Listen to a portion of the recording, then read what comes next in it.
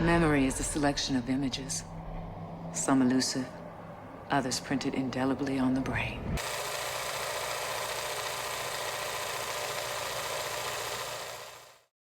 The character of Mozelle Batiste always struck a chord with me.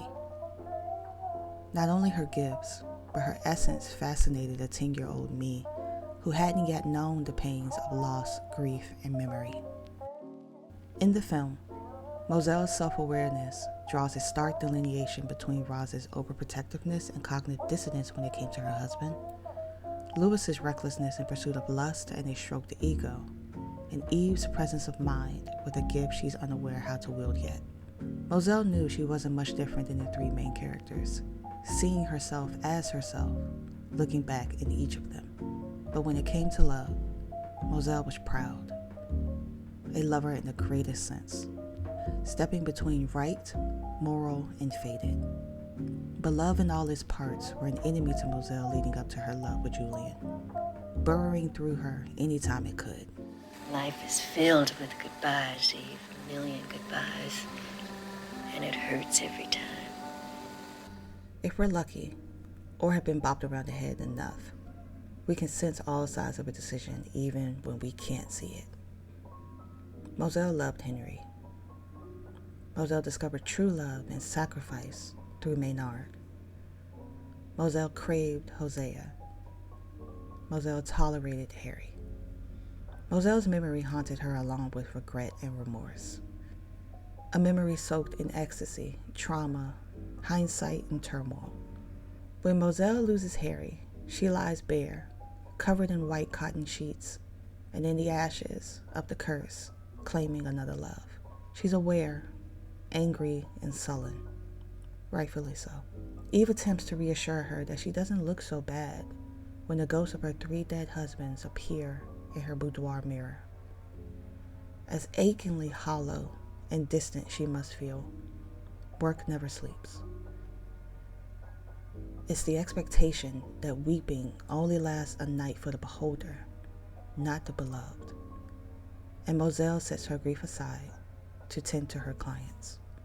Black Southern Gothic lore demands a knowing that surpasses understanding. It's lucid and ancient and evergreen and vibrant.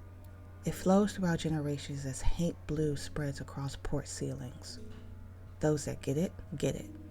As hoodoo dances with Christianity and Catholicism within the walls of Mozelle's parlor, holy work is done, even as her heart continues to break. I'm so sorry to hear about your husband. He was such a fine man. I paid you $1, old woman. Now tell my fortune. We don't fully know who or what placed the Black Widow curse over Mozelle. We just see a Black Southern woman walking out the terms of her deal this side of heaven. Her visions help to soothe those around her who have gnawing questions while she cannot access her own psyche. She knows herself almost in passing, matter-of-factly sharing her deepest wounds to explain others away. Her being barren also highlights how mothering is instinctual, even when your womb is empty. What did Mozelle know?